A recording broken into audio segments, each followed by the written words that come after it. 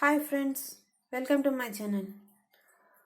Now I am going to make apple juice.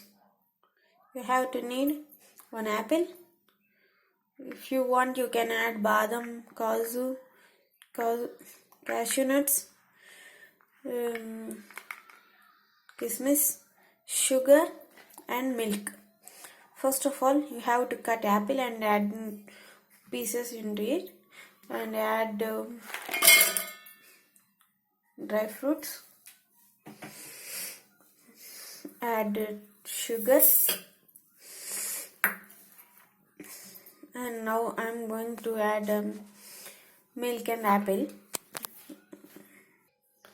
After adding, you have to blend it. After blending, it will look like this.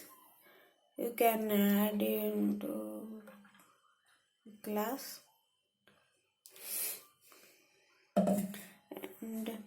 and sprinkle some boost on it and enjoy. Please like and share my videos and subscribe to my channel.